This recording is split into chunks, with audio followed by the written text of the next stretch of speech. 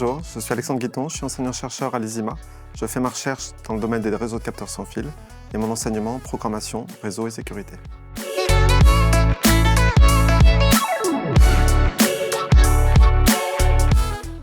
Alors, je me suis orienté vers un master recherche en M2. Donc, j'étais intéressé par la recherche. Et pour le domaine des réseaux de capteurs sans fil, c'était à la fois la partie très technique et très pratique du domaine des réseaux, et puis l'aspect aussi très théorique de la théorie des graphes notamment, qui m'intéressait.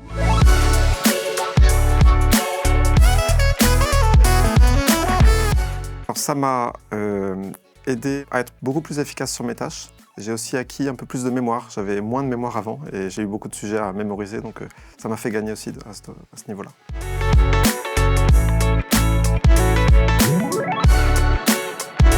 Alors, la technologie LoRa, c'est une technologie de communication sans fil, très longue portée, donc on parle de plusieurs kilomètres, et très basse consommation énergétique, donc un équipement sur pile peut fonctionner pendant 3 ans, 5 ans, 10 ans. LoRa a l'inconvénient d'avoir un très faible débit.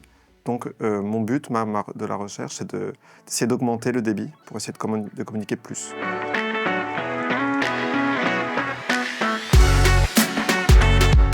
Alors le super pouvoir, ça serait probablement de savoir que quelqu'un, quelque part dans le monde, peut-être il y a 40 ans, peut-être il y a 2 ans, a trouvé la même super bonne idée qu'on vient de trouver à l'instant.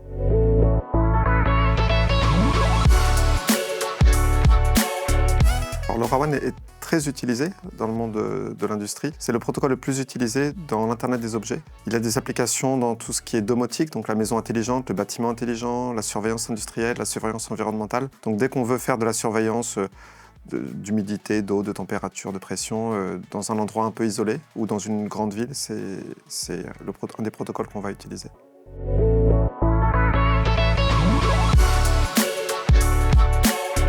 C'est un domaine qui est très intéressant, qui n'est pas fait pour tout le monde. Ça demande beaucoup de motivation et beaucoup de persévérance. Donc il faut avoir envie de travailler pendant des heures sur un sujet très précis et souvent ne pas aboutir. Et les quelques fois où on aboutit, c'est là où on a tout le plaisir de la recherche, c'est-à-dire on a l'impression d'avoir contribué, d'avoir fait quelque chose d'intéressant, de nouveau, que personne n'avait jamais fait avant.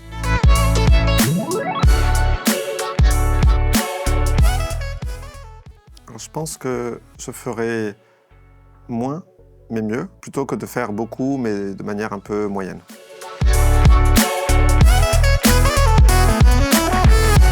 Alors, la recherche, c'est la production de connaissances, la production de savoir. Donc il est très important de la communiquer pour pas que la recherche et que les résultats soient oubliés dans des cartons qui servent à personne. Donc cette recherche, son objectif, c'est qu'elle soit transmise à la fois aux entreprises et au grand public.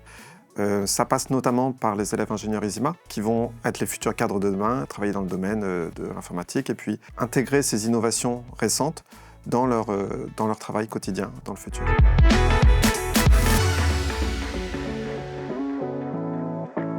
Je trouve que c'est une très bonne idée.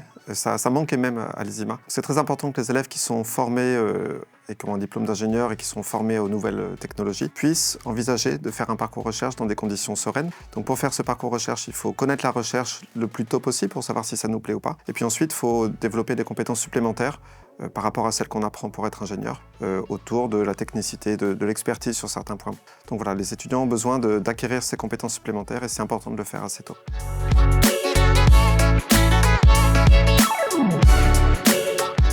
Je pense qu'il y aura toujours le besoin applicatif, c'est-à-dire que les applications auront toujours besoin de communiquer beaucoup de données à des très grandes distances et en consommant très peu d'énergie. Donc je pense que dans 10 ans, dans 20 ans, ce besoin existera encore.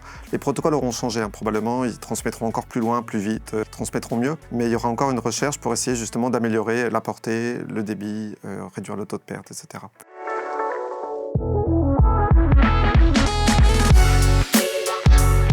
C'est assez difficile parce que les deux tâches, enseignants et chercheurs, sont toutes les deux très chronophages et demandent plus de temps que juste la moitié du temps de travail qu'on a. C'est vraiment par passion. Je pense que il se trouve que par hasard, j'aime bien les deux missions, donc tant mieux pour avoir choisi ce poste. C'est vraiment ma passion qui fait que finalement, je passe un peu trop de temps dans chacune des deux missions, mais au final, je suis quand même content en fin de journée.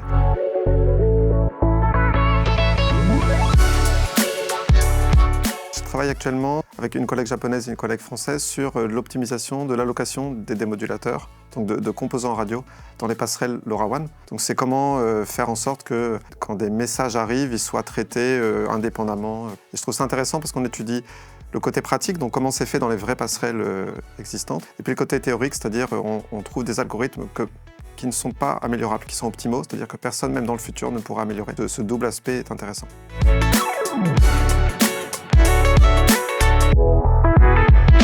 Alors, les domaines à la mode, ils évoluent tous les 5 ans. Il y a quelques années, c'était les réseaux de capteurs sans fil. Il y a eu la blockchain, il y a eu le data science, il y a eu les jumeaux numériques, il y a actuellement l'intelligence artificielle. C'est actuellement le domaine à la mode. Mais dans 5 ans, ça sera un autre domaine. Je pense qu'au final, l'important, c'est vraiment de trouver le domaine qui nous intéresse, nous, plutôt que de chercher le domaine qui intéresse le plus les autres.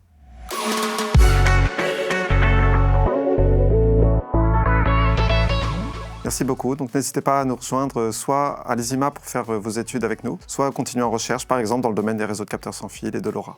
Merci.